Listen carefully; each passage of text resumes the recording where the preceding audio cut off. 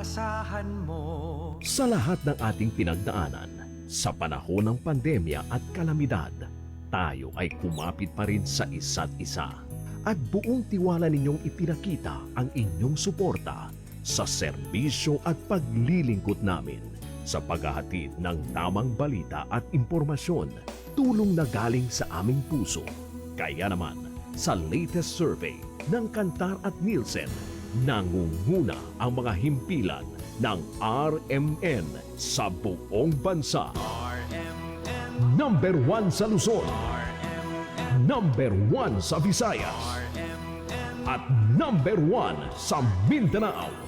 Radyo ng buong Pilipinas. Buong karangalan ng mga radyoman ng RMN Networks ang maglilingkod sa inyo.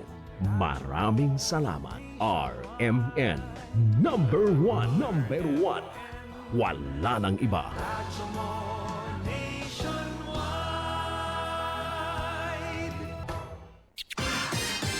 Ito ang DXMY. The Music and News FM station of RMN. Sa Cotabato. 90.9. DXMY. Oras mga kasama sa buong kapuluan, tatak alas 6:08 ng umaga. Tatak RMN. Minsan, hindi mo alam kung ano ang pinag-uusapan, kung sino ang nagtatanong, at kung ano ang tanong. Ngayon, ang tenga't isipan ay buksan. Intindihin ang bawat issue dahil tayo ang apektado. Straight to the point.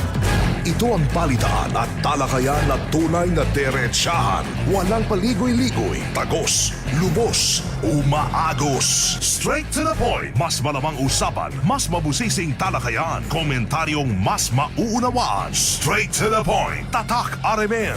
Radyo mo nationwide.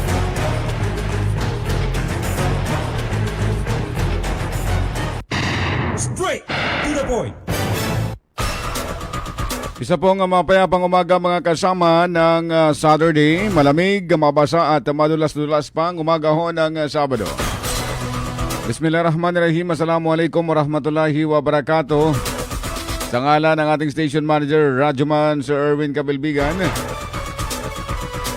Sa regular ho ninyong nakakasama every Saturday, si Radyoman Sir Michael Suwan. Siyempre mga kasama natin sa kabilang silid sa ating technical, Radyoman Danilo Dani Malaran. Sa digital, si Radyoman Ricardo Kuya Eric Madamba Jr. Pansamantalahon ninyo mga kasama this morning, Radyoman Ebs Abang. Magandang umaga ho mga kasama ng Saturday ulit. 23 na tayo sa buwan ng Mayo taong 2026. Ang ating programa mga kasama, live na live ho nga napapakinggan sa radyo 90.9 IFM Cotabato. Samantala sa Facebook page naman ho, live na rin ho mga kasama sa DXMY 90.9 IFM o DXMY 90.9 Cotabato. DXMY 90.9 Cotabato. As usual pa rin ho mga kasama, huwag pong kakalimutan na i-like, share at i-follow po mga kasama para lagi kayong updated sa lahat ng mga kaganapan dito sa loob at labas ng ating mahal na Cotabato City. Sa ating text hotline naman mga kasama, bukas na rin po para sa inyo po mga concern. 0950 032 7332. Ulitin na natin 0950 032 7332. Ipadala lamang ninyo mga kasama hindi po mga concern dyan o sa ating pong text hotline. At kung meron man o kayong nais kumpirmahin sa mga inilalathalang balita ng DXMY, maaari din po kayong tumawag sa ating landline 064-552-0774 064-552-0774. Once again o mga kasama, isa pong mapayapang umaga ng Saturday. Weather report. Mula at panahon muna tayo mga kasama mula sa Pag-asa. Patuloy pa rin o na nararanasan sa buong bansa, lalo na sa atin sa Bangsamoro Autonomous Region in Muslim Mindanao. Ito pong ITCZ o Intertropical Convergence Zone mga kasama. Sa pagtaya ho ng Pag-asa mga kasama, sa riyon ng Bangsamoro Autonomous Region in Muslim Mindanao, Asahan pa rin ang maulap na kalangitan na may pulo-pulong pag-ulan, pagkulog at pagkidlat at dulot ng localized thunderstorm. Posible pa rin ang mga kasamang pagbaha at pagguho ng lupa o dulot ng matinding pagkulog at pagkidlat. Samantala mga kasama, sa kondisyon naman ng hangin nasa mahina hanggang sa katamtaman, ayon sa Pag-asa. Ang temperatura naman ngayong araw mga kasama, naglalaro sa pagitan ng 32 degrees Celsius hanggang 24 degrees Celsius. Samantalang aabot na ngayong araw ng 40 degrees Celsius ang heat index sa Cotabato. Sumikat ang araw kanina mga kasama, 5:26 at lulubog naman mamayang hapon sa Bangsamoro Region, 5:54 ng magandang hapon. Matalinong talakayan, diretsahan, straight to the point. Sa muli ho mga kasama, isa pong mapayapang umaga ng Saturday, malamig, mabasa ulit, madulas-dulas pa. Sa Cotabato City, lahat to ng madadaanan ninyo talagang mabasa, mabudulas. Kaya taingat to sa mga motorista, lalong-lalo na sa mga naka two wheels. Dahil mabasa ho mga kasama ang ating pong kalsada. Dahil ho yan sa pagulan kahapon, umulan and then kanina umulan hanggang ngayon, meron pang ambon ng konti mga kasama. At ingat to sa mga drivers ho natin, sa mga motorista. At magdala rin po mga kasama ng pananggalan para hindi ganong maapektuhan o di kayo naman direktang mababasa ng tuluyan tayo pong mga motorista. Magdala ho ng mga pananggalan tulad ng kapote, jacket, kalo o ano man pwede natin magiging shield.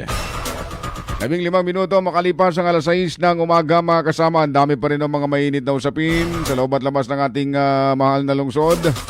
Sa national ho mga kasama, abay pinaghahandaan na ho ng Senado ng National Bureau of Investigation o NBI. Kasama na rin ho ang Philippine National Police o PNP para ho sa pag-aresto o posibleng pag-aresto kay Senator Bato de la Rosa, ang dating Chief PNP. Si General Bato. Binabanggit ho mga kasama na mahigit 200,000 PNP personnel sa buong bansa ang maghahanap kay Senator Bato de la Rosa para maaresto dahil nga sa warrant of arrest o itong sinasabing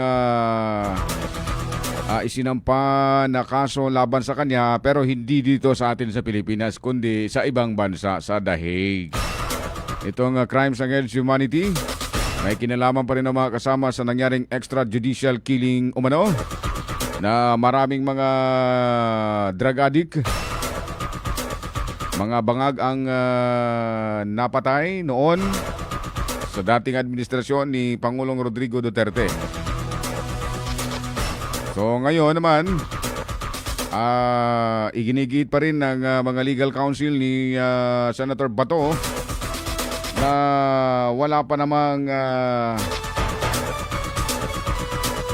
nakikitang dahilan para arestuhin si Senator Bato de la Rosa dahil yung isinampang kaso laban sa kanya doon sa The Hague. At bakit ipagkakaluno pa rin ng kapwa Pilipino ang kapwa nito Pilipino sa mga banyaga? Siguro kung maaari, ito yung mga nakakalungkot dahil mismong tayo na ang naghahanap sa mga kapwa natin Pilipino para ipamigay sa mga dayuhan at doon lilitisin yung sinasabing kasalanan nila. Baka siguro sa katagalan ng panahon mga kasama, pagkakukuha na tayo ng mga requirements, for example, kung may mga kaso man tayo, pupunta pa tayo ng The Hague para makakuha ng clearance para sa crime. Layo nun halos isang araw kang babiyahe, darating ka lang ng The Hague. Nakakalungkot. Samantala mga sa Senado, marami rin sa mga senador ang nadidismaya, especially itong minority, Si Senator Ping Lacson nga, dahil umano sa nangyayari ngayon sa Senado, grabe yung sinasabing yung twisting ngayon sa Senado. Binabanggit niya na parang may drama, may comedy, may iyakan, parang ano na, nasa teleserye na.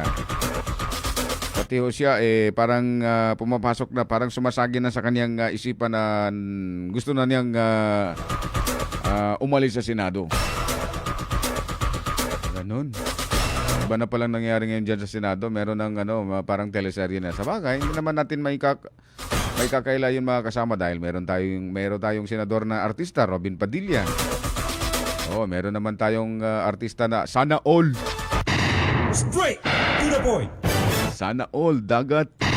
Straight to the point. Meron din tayong senator na NPA. Straight to the point. Kung hindi man NPA, kumakanlong sa mga NPA. Straight to the point. At meron din tayong mga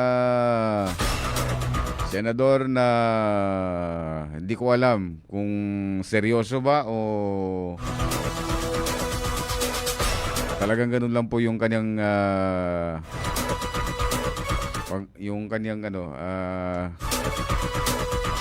pagmumukha na parang galit.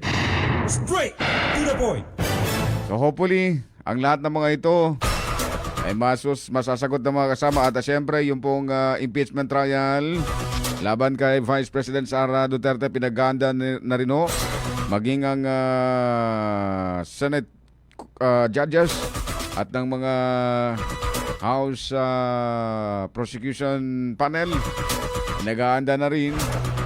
At ang 16 na defense team naman ni Vice President Sara Duterte. Ano kayang mangyayari? Ito yung patuloy na inaantabayanan ng sambayanan Pilipino kung anong mangyayari sa impeachment trial. Dahil ito na yung pangalawang pagkakataon mga kasama na nagkaroon ng impeachment trial. Nung una, hindi natuloy. Dahil nga sa binabanggit na may kulang. Ngayon naman, nandyan na sa Senado, hawak nila ang bit. Hawak mo ang bit. Straight to the point. So, marami pa rin tayong mga inaasa na mga development dyan sa national mga kasama. Pugnay dito sa pangyayaring ito. At dahil din dyan mga kasama, kung nagkakaguluman dyan sa national, dahil sa mainit pa rin na usaping politika, hanggang dito sa atin yan sa Bangsamoro Region. Parang nakikita natin ito na yung replika. Straight to the point. Kung ano yung nangyayari dyan sa national, mukhang naikukumpara natin na ito rin yung nangyayari dito sa atin sa Bangsamoro Autonomous Region in Muslim Mindanao. Straight to the point. Labanan sa politika mga kasama, tapunan ng baho, kung sino yung mga mababango at sino yung mga magagaling. Straight to the point. At kasama pa dito mga kasama na nakakalungkot na insidente rin, Hindi kayo naman yung mga pangyayari. Straight to the point. Itong mga pagpapakalat ng fake news. Mga balita na wala man lang kumpormasyon. Hindi man lang tinatanong.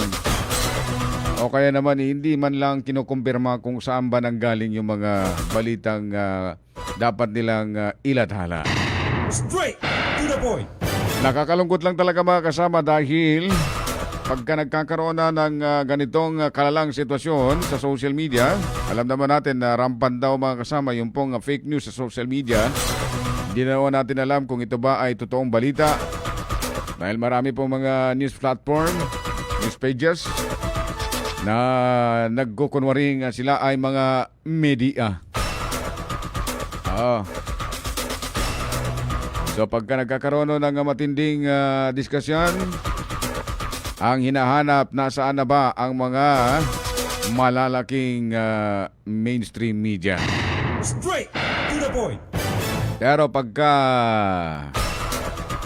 normal naman din yung yung sitwasyon, na lang. Kumbaga parang sige, okay na itong si social media o itong si media. Importante may pakita pa rin natin, may parating para natin yung ating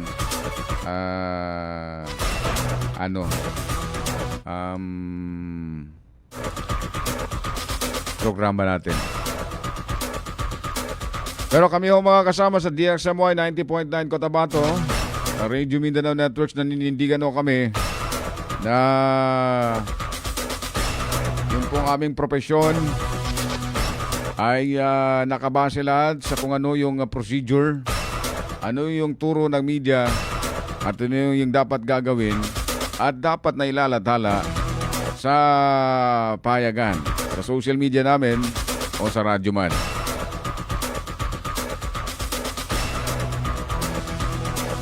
Dahil, ewan ko kahapon, bigla na lang kasing nag-ingay ang social media. Straight to the point. At ang nakakalungkot na dito mga kasama, itinap po ang pangalan ng radio station ng DXMY. Ito yung nakakalungkot. Straight to the point. Bakit makasali pa yung station? May pruweba ba? May nakita ba?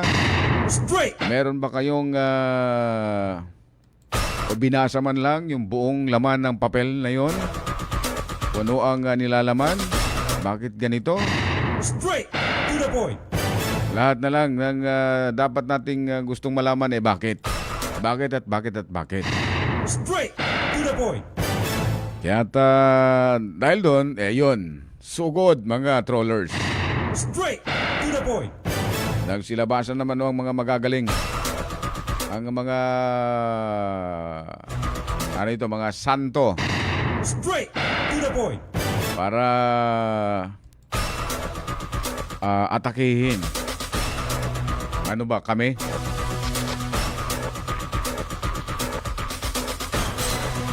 Siguro mas mainam ngayon sa mga sandaling ito, kaya naman sa mga panahong ito, lalong-lalo na talagang kalat na yung sinasabing pagpapakalat ng mga maling impormasyon. Kinakailangan din siguro sa mga namamahala sa bawat impilan o kaya naman yung mga social media platform na i-validate naman po ninyo o di kaya naman isuriin po ninyo yung po mga nag-a-upload, yung po mga nandyan o sa nakatoka sa social media ho ninyo. Hindi yung para labang kumita, makakuha ng maraming viewers. Yun yung dapat po ninyong suriin.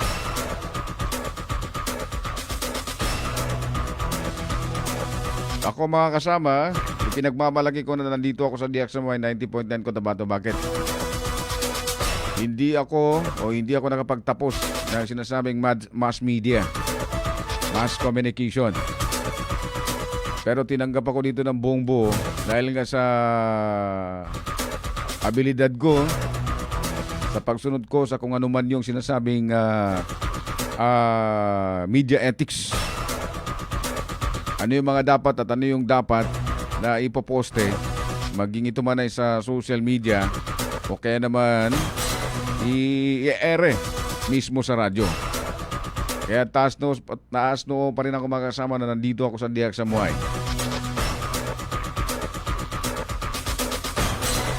Kaya sana sa mga nagpapakalat pa rin ng social media, kung kayo man ay nagpoposte dahil antok na kayo, siguro itulog na lang noon ninyo. Hindi yung magiging rason na kayo ay naantok. Wala akong magandang may dudulot at hindi yung magiging maganda ang kinalalabasan pagka kayo ay gumagawa ng isang trabaho pagka inaantok. Parang pagmamaneho lang din yan ng sasakyan o di kaya naman ng motorsiklo. Pagka inaantok ko kayo, pilitin o ninyong makatabi mo na at makaidlip ng kahit konti. 5 minuto, 10 minuto para bumalik yung concentration o ninyo sa inyo pong pagmamaneho. Ganyan din ang pagbabahagi ng balita. Kinakailangan nung nakafocus kayo para hindi magiging katawa-tawa at hindi rin magiging masasabi na ang mga ibinabalita niyo ay galing lang sa chismis, galing lang sa kanto.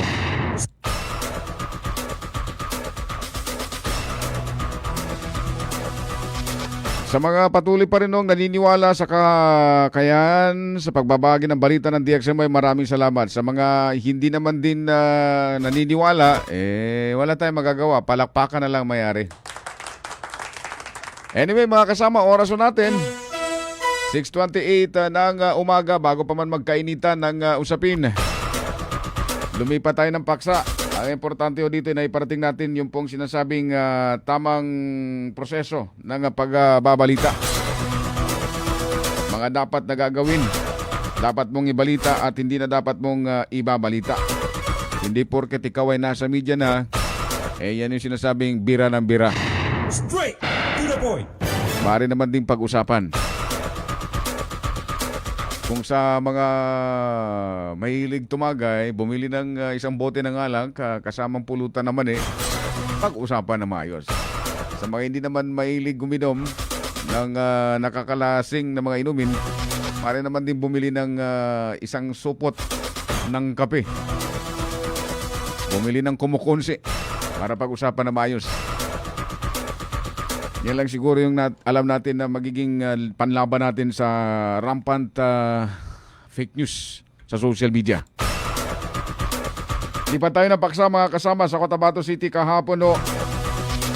Binabanggit kalansay na tagpuan dyan sa may Kalanganan 2, Cotabato City. Nakakalungkot itong insidente ng mga kasama dahil matagal na palang nangyari itong sinasabing kalansay na natagpuan. At nakakalungkot dito mga kasama dahil mukhang kapamilya rin yung pumaslang sa nasabing biktima. Mas mabuti mga kasama, kumuha tayo ng dagdag na impormasyon mula sa ating otoridad sa Cotabato City Police Office. Nasa linya ng ating komunikasyon si Ma'am Police Lieutenant Rochelle Evangelista sa ating panayam. Magandang umaga po, Ma'am Police Lieutenant Evangelista sa DXM po, si Ebs Abang. Good morning, Ma'am. Good morning, Sir Ebs, at sa lahat po ng nakikinig o nanood po ng DXM. Magandang umaga po. Opo, Ma'am. Nakakagulat at nakakalungkot din na insidente itong ulat kahapon na natagpuan bangkay, kalansay dyan sa may Barangay Kalanganan 2. Ano po yung information na inyong natanggap dito, Ma'am? Yes po, Sir Ebs, tama po kayo. Kahapon po, May 22, 2026, mga bandang 12:03 ng hapon, nakatanggap ng tawag ang ating Police Station 3 sa isang concerned citizen na meron ngang nakitang allegedly isang kalansay ng tao dyan sa Purok Timako, Barangay Kalanganan 2, Cotabato City. Particularly sa medyo luubin o mabuluntuking konting area. So immediately pumunta yung ating mga personnel doon sa pamumuno ni Police Captain Kabutahe, ang officer in charge ng Police Station 3. So it was found out as Edge na yun nga totoo, yun yung tinawag na may kalansay na nakita. So during the initial investigation, Sir Ebs, noong May 14, bago pa lang nakita itong kalansay na ito, May 14, 2026, itong suspect natin na allegedly nakilala natin by means of the interview and disclosed ng ating pamilya ng biktima, at pangalanan na lang natin na si alias Talib. Itong suspect na ito, si alias Talib, nagkaroon ng heated argument o away sa kanyang asawa, na wherein itong asawa niya, ito yung anak ng biktima ng kalansay na tawagin na lang natin yung kalansay na biktima na si alias Abay. Isa po itong babae, 39 years old po ito, may asawa, housewife at residente po diyan sa Purok Timako, Barangay Kalanganan 2. At ito po yung sinasabing allegedly na bangkay na ay allegedly na kalansay siya yung nandoon na nakita. So noong May 14, 2026 na yun, nagkaroon nga ng away. Yung suspect as well as yung kanyang asawa na anak ng biktima. So yung suspect accidentally nakakonfess siya sa asawa niya na pinatay niya itong nanay ng kanyang asawa. And ito'y iniwan niya sa isang area na madamong area at swampy area dyan sa Purok Timako, Barangay Kalanganan 2. So at that time nung nasabi ito ng suspect sa asawa niya, binantaan niya itong asawa niya at idinitain niya ito doon sa kanilang bahay, wherein ang bahay nila ay nasa Talitay na, no, sa Barangay Angal, Talitay, ano. So, after that, May 14, after the May 14 na nagkaroon sila ng away, May 19, itong asawa ng suspect ay tumakas ito sa kanilang bahay at bumalik dyan sa Sitio Timaco, Kalanganan Dos, Cotabato City. At doon nga, sinabi rin niya sa kanyang relatives ang nasabi ng kanyang asawa, no? And immediately, nagkaroon naman sila ng pag-check o pagtingin doon sa sinabing area na yun. At yun nga po, no, noong May 2022, nakita nga po itong kalansay allegedly ng biktima, at ito na nga yung tinitingnan nila na maaring kalansay ng kanilang kaanak, ano. And at now yung na sabi rin na because of the heated argument, napilitan na sabi ng lalaki because ayon sa ating mga investigador, habang naglilinis kasi itong biktima, anak ng biktima sa kanilang bahay, accidentally nakita doon yung cellphone ng nanay, ano, at yun ay nagsimula ng away ng kanyang asawa na suspect. Opo. Ulitin ko, ma'am, yung pangyayari dito, ma'am, anong taon yun, ma'am? Yung insidente, yung pag-away ho mismo nitong mag-asawa na ito, anong taon ba ito nangyari, ma'am? Ngayong taon din ba o last year pa?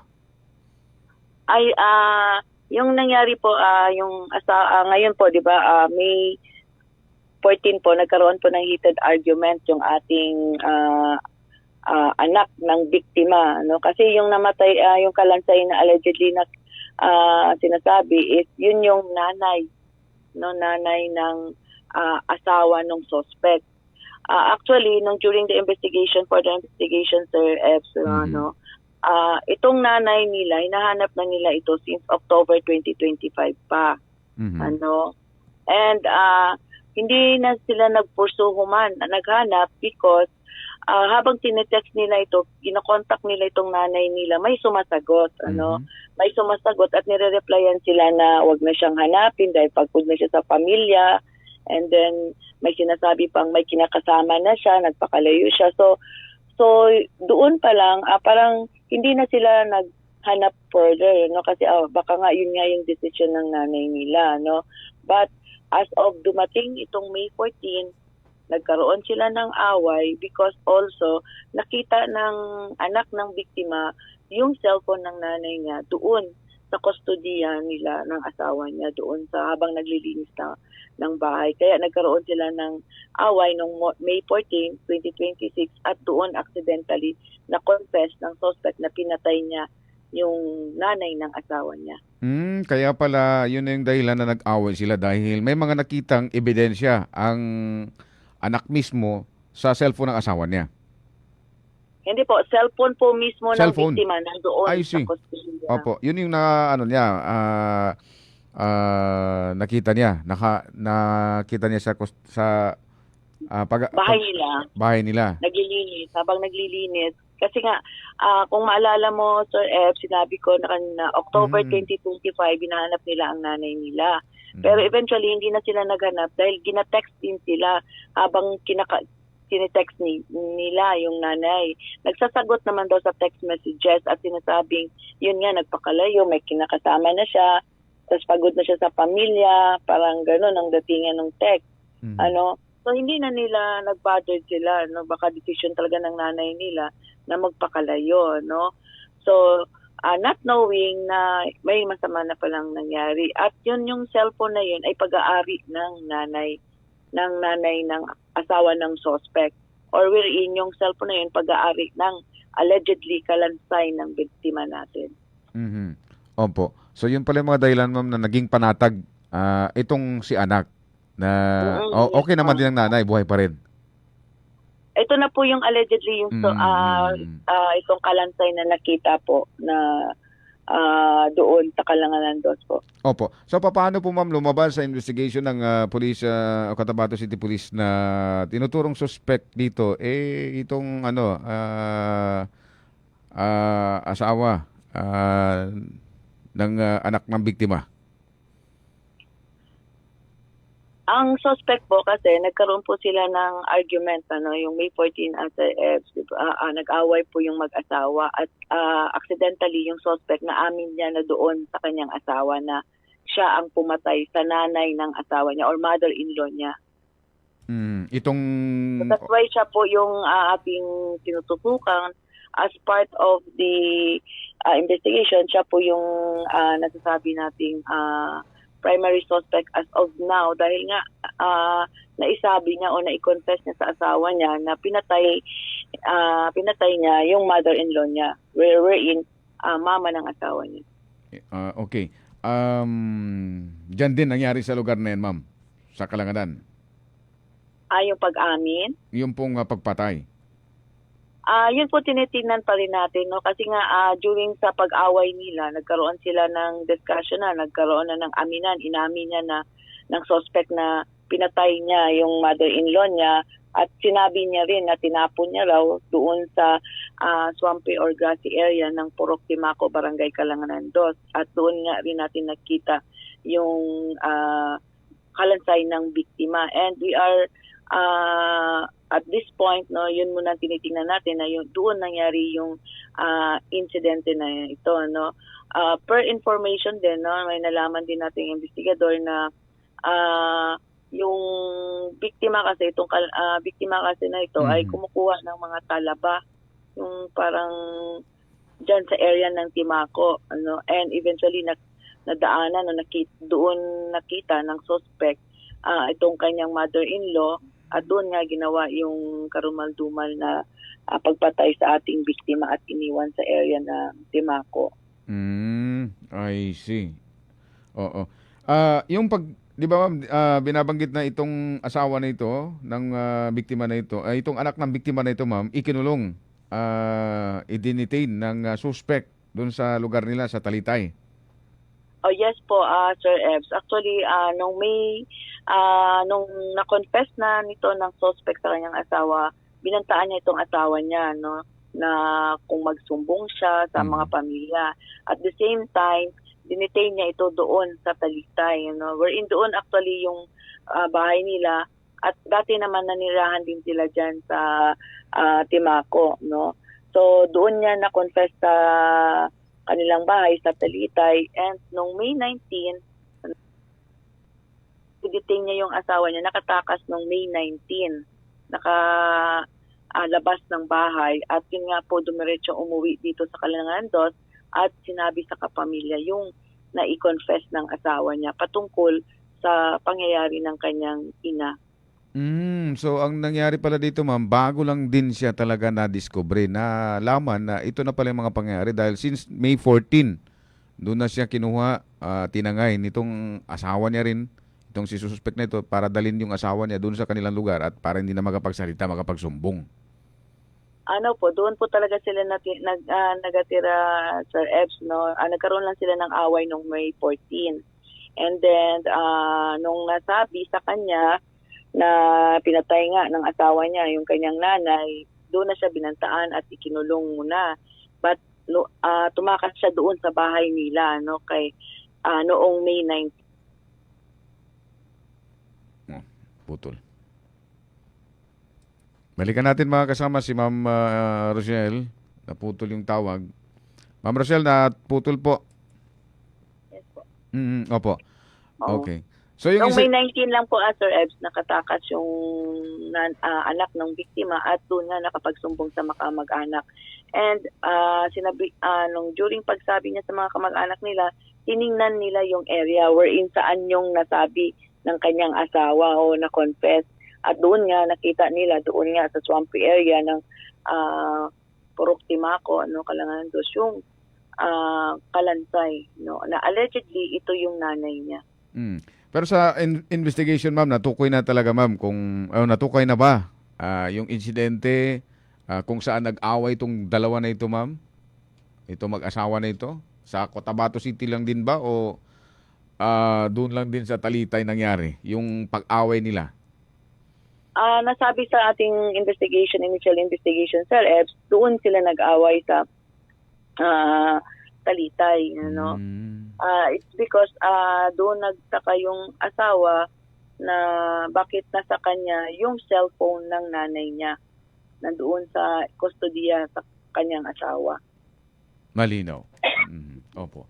Sa motibo, ma'am, ano ba yung ano yung lumabas ho sa investigation motibo ho dito? Bakit to pinatay ng suspect? Ang biyanan niya ba yung tawag dyan, ma'am? Opo, mother-in-law niya po. Opo. Ano yung mga motibo dito, ma'am? At tinitingnan Sir Ebs yung family dispute po, no? Nasabi sa atin ng investigator natin na parang hindi maganda yung relasyon ng itong suspect, no? At saka ng kanyang biyanan, yung nanay ng asawa niya. Opo. Yung suspect ba, ma'am, na hawak na po ba ng otoridad? As of now, Sir Ebs, pinaghahanap to at large ito ngayon itong suspect, no? Na tawagin natin si alias Talib, no? Ito'y isang lalaki, 28 years old.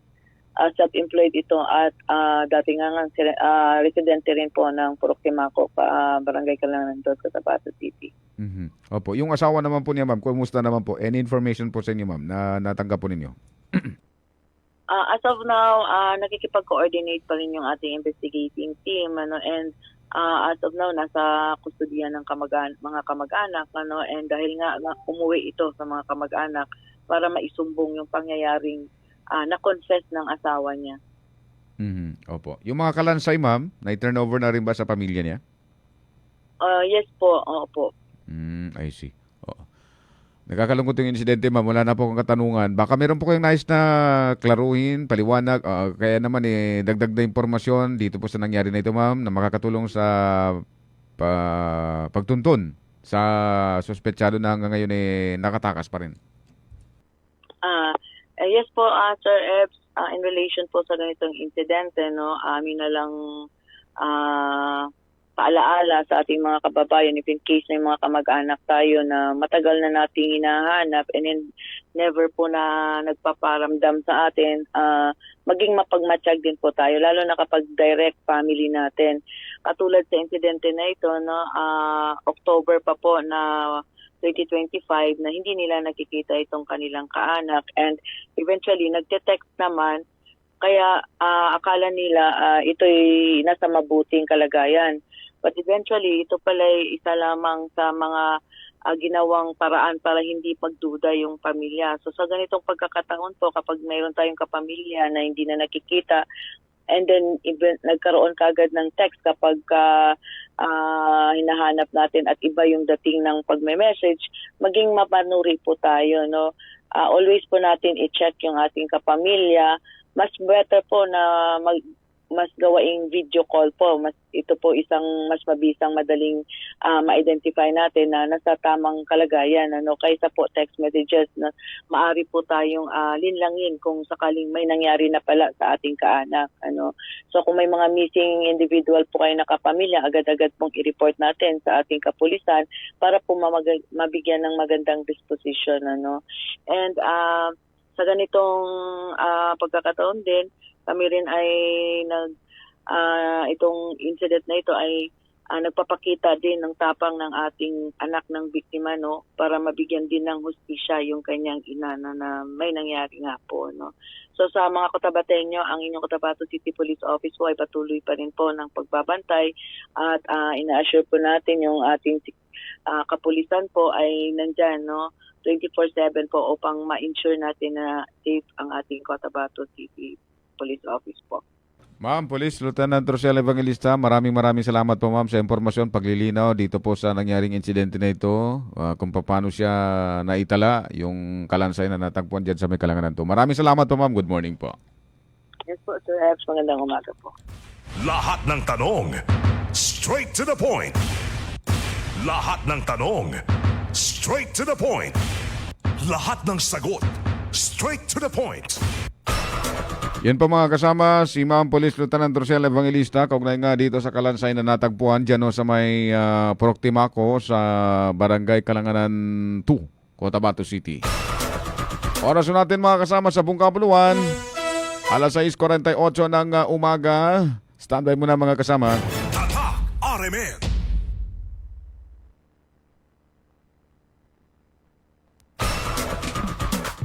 Sa panahon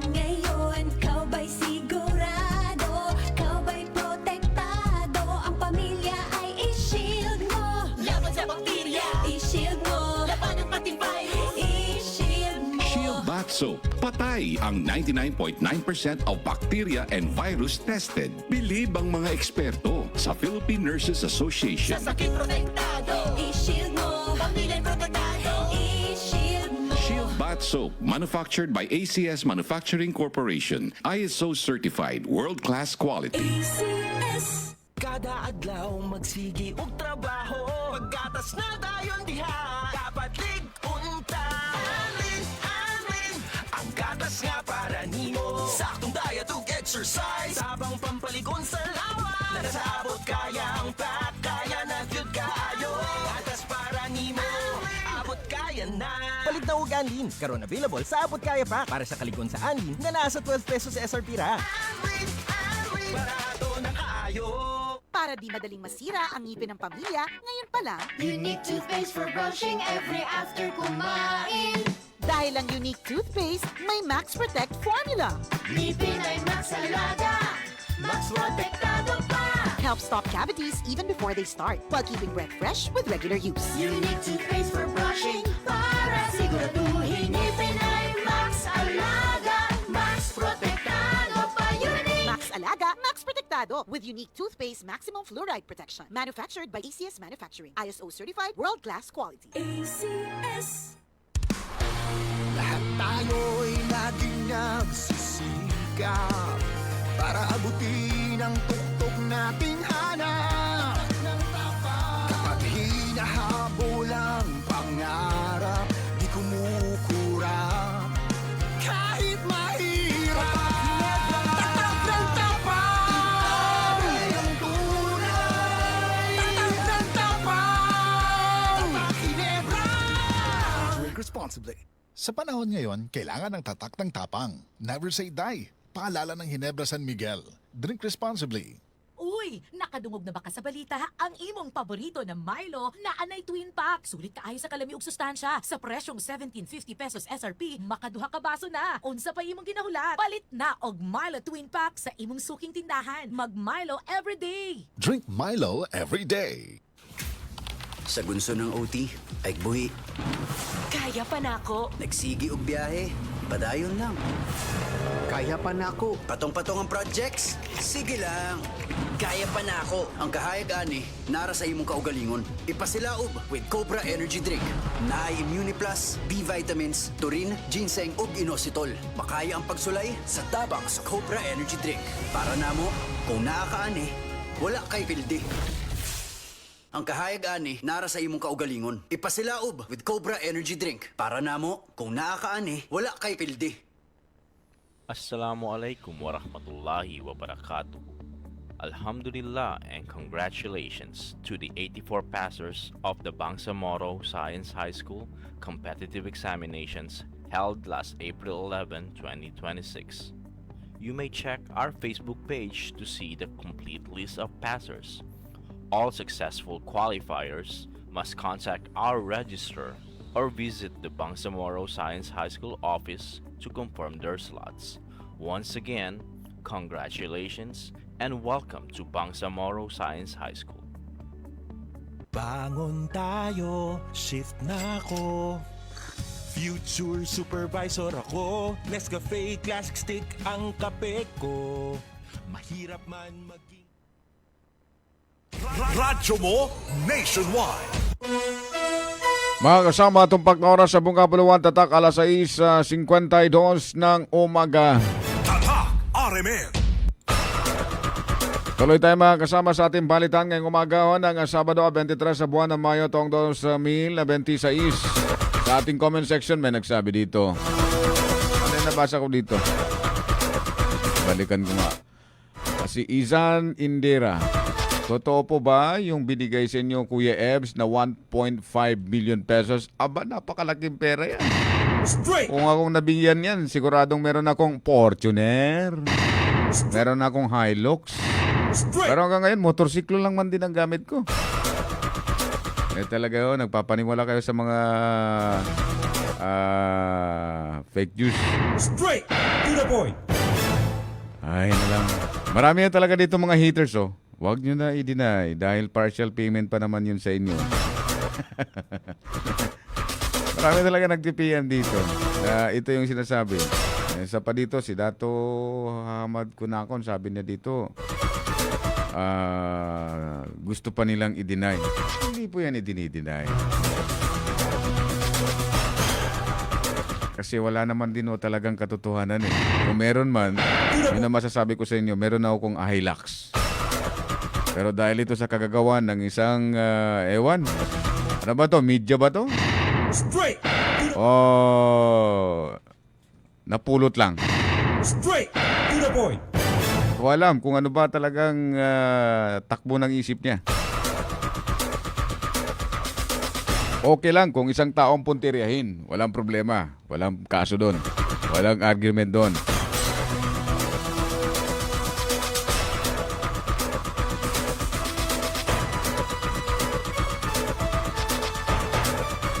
Walang problema mga kasama kung isang individual lang atakihin mo. Walang kaso doon. Pero ang problema dito, dinamay lahat eh. Wala naman din kaming kinalaman. Straight. Kung meron man. Straight to the point. Ay na lang. Sige. Bago pa man mauwi sa hindi magandang pagkakape sa morning na ito. Straight. Abangan sa next week. Dahil magana mo sa nibuka na kagi. Makin mga mayaban at tabadani sungay. Magani buka na kagi. Sa salasan niya na pagpuasa. Dahil mga suka-sukal ni sa lautala. Na di kalo-kalo susungay si mo dan sa atap. Nakakulang-kulangan lawas sampai mga sa pesa kapulgada po. Basta antir dito. Tanggap na tayo ng reports mga kasama mula sa ating mga Radyo Man reporters. Bangsamoro Darul Ifta may paalala sa mga Muslim sa paggunita ng Eid al-Adha. Sa detalye ng balita, Radyo Man Juldi Mapalaw. DXMY RMN Report.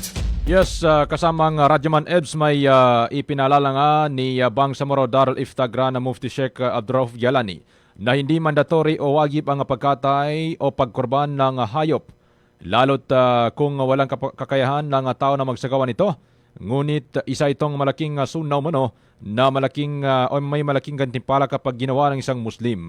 Ginawa ni Sheikh Abdurrauf Jalani ang pahayag kasabay ng nakatagdang paggunita ng Eid al-Adha ngayong next week darating na Miyerkules, May 27, 2026. Sa pamamaraan naman ng pagkakananduli o pagdiriwang nito, maaari manong hatiin sa 3 karne ng bawat kinatay na hayop, alinsunod sa katuruan ng relihiyon pa rin ng Islam. Paalala pa ng mufti ng mga Bangsamoro na magkaiba ang oras ng congregational prayer nito kaysa Eid al-Fitr noong nakarang mga buwan, kung saan mas maaga ito at itinagda sa alas 6 ng umaga. Binigyan din pa ni Sheikh Jalani na may mga lituntunin na sa pagkurban o pagkatay ng hayop sa loob ng abot sa 4 na araw. Way paganayan siya na so idol ali to ba so idol adhaba niya ba kapag kurban na di ka na farado way sunna ang mabagar sunnat ang mabagar just kang to pagkagaga tani pagkagaga nasita na kurban sa kanin padanin sa lubad so ipagkurban sa badi baganggenin sabat so para sa ginawanin o di ani pa pagtagonin lon kapakay kani man lang kapakay mo so ipagkurban to ba way importante pasabot siya so oras sa kapadjambayan kanu sa Idul Adha. Kagina ang bidaya niya ba sa Idul Fitr? Idul Adha ba niya ba? Papakauman niya 27 na mapanay. Kaya mapanay sa kano Idul Fitr. Alas 6 punto padjambayan kanu sa Idul Adha. Kurang gi mga watak niya na siya ka para kasabutan ng badakal. Yata no kapadjambayan siya sa kano oras alas 6. Pita inshallah taala. Padjumbali ba niya ba sa kurban na di ka pa kaya dapat makajambayan. Sita na jambayan muna tupang ka sumumbali. Ano pa siya mga sunat bida kanu Idul Fitr. So siya kanu Idul Fitr na yason na magukab sa pajambayan na pagkangka muna. Niya na di kapag di dapat ganun ka. Sakali ka mapakay kuman may ka makuli ka no kapag sa jambayan. Ba mga bidayan. Ikapat patgay kaya na so Idul Adha to so ganito kinabukan na adan tulugay sa kanuyanin. Ayan man na pamakaya tanong ko na 27 man niya ba? Naman sa 30. 27, 28, 29, 30. Ikabanumbali ba ito sa? Ba nagkapake pan sa piyan do sa namba agay. Patgay ba namba? Kasama mo sa DXMY 90.9 na RMN Cotabato, Radyoman Julie Mapalaw, Tatak RMN. Radyo mo nationwide. Maraming salamat, Radyoman Jul Di Mapalo. Samantala, mga kasama, Battalion Commander naman ng 105th Base Command na nagtipon dyan sa bayan ng Pikit. Sa detalye ng balita, Radyoman Maestro Rahib Bansao. DXMY. Tatak RMN Report. Pinangunahan ni Pahambo din Special Geographic Area Municipal Councilor Edwin Lumayon alias Commander RP ang isinagawang assessment ng 3rd Battalion sa ilalim ng 3rd Brigade ng Inner Defense Force ng 105th Base Command ng Bangsamoro Islamic Armed Forces MLF UBJP sa Barangay Dalingawin sa bayan ng Pikit sa lalawigan ng North Cotabato. Ayon kay Commander RP, layo na naturang aktibidad na higit pang pagtibayin ang pagkakaisa, pagmamahalan at matibay na samahan sa kasapi ng Moro Islamic Liberation Front. Bahagi umano ito ng pagpapalakas ng organisasyon at pagpapaalala sa hanay ng mga miyembro hinggil sa isang pamunuan ng kilusan. Binigyan din ni Commander RP na si Alhaj Murad Ibrahim lamang ang kinikilalang Amirul Mujahideen ng Moro Islamic Liberation Front bilang simbolo ng pagkakaisa at matatag na liderato ng organisasyon. Dumalo sa naturang assessment ang iba't ibang miyembro at opisyal ng naturang batalyon upang talakayin ang mga usaping may kinalaman sa seguridad, organisasyon at pagpapatibay ng disiplina sa hanay ng kanilang puwersa. Patuloy naman isinusulang ng pamunuan ng MLF ang kapayapaan, kaayusan at pagkakaisa sa kanilang mga nasakupan sa Bangsamoro Region. Kasama mo sa DXMY 90.9, Radyoman Maestro Rahib Bansao Tatak RMN. Radyo mo nationwide. Maraming salamat, Radyoman Maestro. Bago tayo magpapaalam, morning sa ating mga viewers. Si Jeffrey Salvador. Good morning, Sir Ebs. Watching from Tenorio, Awang. Si Hadja Johara Samsangka Datwebs. Hindi yan media, kundi media. Go lang. Alam naman din namin, ma'am. Ganun talaga eh. Pag ganito talaga, masasabi natin sila yung mga 80-80. Call 80-80. Straight to the point. Okay, nilunsanan nilang panpost ako na yamo mo naman na iniawa mo ng mga banala. Mapiyabo na, uniabo sa bagang ko, nalupit eh. Pagkagitara, kita. Si Ma'am Ella Dayawan, good morning, ma'am. Ma'am Mads Ambag, salam Sir M, sa malamig na umaga dito sa amin sa Labangan, Zamboanga del Sur. Kasi umuulan dito ngayon, umags. Magandang umaga rin kay Sir Sultan Banjo Mampon Alhaj. Ang sakit yan, Dato Ebs. Manugang pa talaga ang pumaslang. Kaya nga sir, masakit sa pinakamasakit. Na manugang mo pa yung papatay sa'yo. Si Dato Manong MacGyver Latif, good morning sir.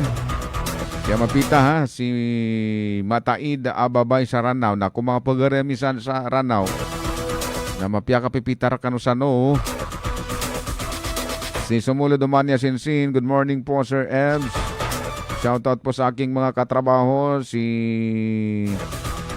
dyan sa Yaping Girl, Cynthia Sumulod, Risa, Dalin, Marlene, o Marilyn, Vivian, Irene, si Jovelyn, Mean, Rose Ann, Joy, Linlin, Love, Georgina, Jorlene, Jerilyn, Hermina, Gemma, Ajeline, Madam, Rubilin Yap, salamat. Si Zara Ganoy Uto naman, good morning, straight to the point, watching from Banisilan, Cotabato. At sa iba pang mga nanonood sa umagang ito, mapita, malamig na umaga ho ng Saturday. Ngayon po mga kasama, May 23, 2026. Paalam na ako sa inyo sa ngalan ng ating station manager, Radyoman Sir Erwin Kabilbigan. Inyong regular na nakakasama every Saturday, Radyoman Sir Michael Suwan. Mga partners natin sa kabilang silid sa ating technical, si Radyoman Danilo Dani Malaran na wala talagang kaimik-imik. Smile lang ng smile kung ano man yung mga naririnig. At sa ating ding digital, Radyoman Ricardo Kuya Eric Madamba Jr. Ito po ang inyong lingkod. Nag-iisang Ebs Abang ng DXMY. Magandang umaga po mga kasama at maraming salamat. Tatak, RMN. Buo ang integridad sa pagkalap at paghahatid ng mga balita. Walang haka-haka, walang duda. Buo at totoo ang mga balita. Kapag Tatak, RMN.